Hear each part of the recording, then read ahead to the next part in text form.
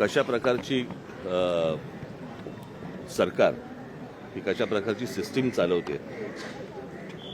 की ज्या वेळेला आम्ही या गोष्टींची सुरुवात केली मला असं वाटतं थोडंसं मी तुम्हाला अगोदर सांगणं पण गरजेचं आहे की ये न केने प्रकारे निवडणुका जिंकायच्या आणि त्याच्यासाठी जे काही वाटेल ते करता येईल त्याच्या सगळ्या गोष्टी सरकार आणि प्रशासन म्हणजे तुम्हाला तर माहिती असेल की हा दुबारचा विषय आला. दुबारच्या विषयामध्ये पहिल्यांदा त्यांनी सांगितलं की आमचा काही संबंधच नाही, असं काही नाहीच आहे. आणि मग त्याच्यानंतर मग काहीतरी 10 लाख मुंबईमध्ये त्यांनी जाहीर केले वगैरे. मग त्या दुबारनंतर विषय आला की व्हीव्हीपॅटचा की यावेळेला आम्ही व्हीव्हीपॅट वापरणारच नाही. त्याच्यामुळे आता आम्हाला कळतच नाही की दाबलेलं बटन कळलं का हे बरोबर त्या चिन्हावरती गेलंय की नाही ते दाखवायला काही मार्ग नाही. ते दाखवायला काही मार्ग नाही. आणि मग ते सगळं झालं. त्या सगळ्या गोष्टींनंतर आता नवीन काहीतरी काढलं की त्यांनी काहीतरी आता ते पाडू नावाचं काहीतरी यंत्र आता उद्या काहीतरी मतदार मोजणीच्या वेळेला वापरणार. म्हणजे विरोधी पक्ष वगैरे या नावाची काही गोष्ट ठेवायचीच नाही. दुसऱ्या पक्षाने निवडणुका लढायच्याच नाही. सरकारने ठरवायचं की कशा प्रकारे निवडणुका जिंकायच्या. जे त्यांनी विधानसभेच्या वेळेला केलं ते आता हे सगळं करायचा प्रयत्न करतायत. होऊ देणार नाही तो भाग वेगळा. परंतु आता हे मशीन आणलंय. हे मशीन कोणत्याही राजकीय पक्षाला दाखवलेलं नाहीये. बरं हे मशीन आणल्यावरती त्याचं क्लॅरिफिकेशन त्याची स्पष्टता ही निवडणूक आयोगाने द्यायची. ते देत नाहीयेत. मागितल्यानंतर पत्र पाठवल्यानंतर पण ते देत नाहीयेत.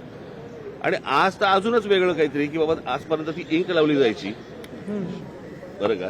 आता काहीतरी नवीन पेन आणलंय आणि ते पेनमध्ये इतक्या तक्रारी सगळ्या बाजूनी येत आहेत की तुम्ही बाहेर पडल्यावरती त्याला जर सॅनिटायझर लावलं तर ती शाई जाते. म्हणजे आता कालचं घ्या तुम्ही एक दिवस वाढवून दिला उमेदवारांना की तुम्ही मतदारांपर्यंत जाऊ शकता. आता हा असा कुठलाही नियम नाही जो कोणत्याही निवडणुकांमध्ये वापरला नाही. तो अचानक नवीन आणला. म्हणजे ते फरक म्हणजे परत ते कशासाठी पैसे वाटायला. म्हणजे संपूर्ण प्रशासन हे सत्तेसाठी कामाला लागलेलं आहे. आम्ही आमच्या परीने जे काही करायचंय ते करतोच आहोत बरं का. परंतु ही काही चांगली लोकशाहीची लक्षणं नाहीत. या असल्या निवडणुका या देशामध्ये होणं आणि त्या असल्या फ्रॉड निवडणुकांमध्ये सत्तेवरती येणं याला काही सत्ता नाही म्हणत या सगळ्या गोष्टीला.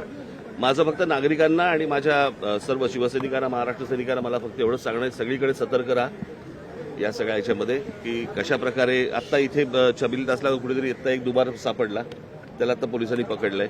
म्हणजे हे सगळ्या ठिकाणी सगळ्या गोष्टी सुरू असणार. सत्तेचा किती गैरवापर करायचा याला पण काही मर्यादा मला असं वाटतं असायला हव्यात.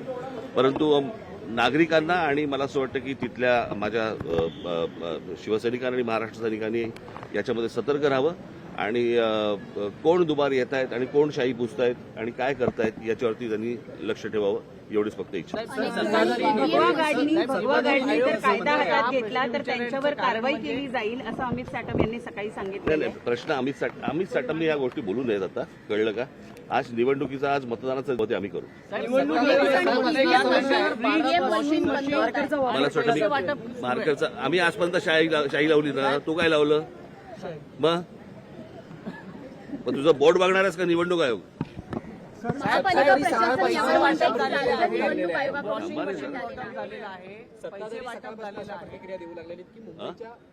असं सकाळपासून मतदारांना आवाहन करतात मुंबईच्या विकासासाठी म्हणून मतदानासाठी बाहेर पडा.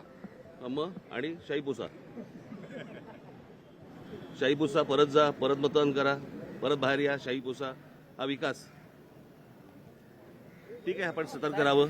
आणि मला असं वाटतं की आपण सर्व पत्रकार बांधव भगिनी आपल्याला पण माझी विनंती आहे की या सगळ्या गोष्टींवरती आपण बारीक लक्ष ठेवावं.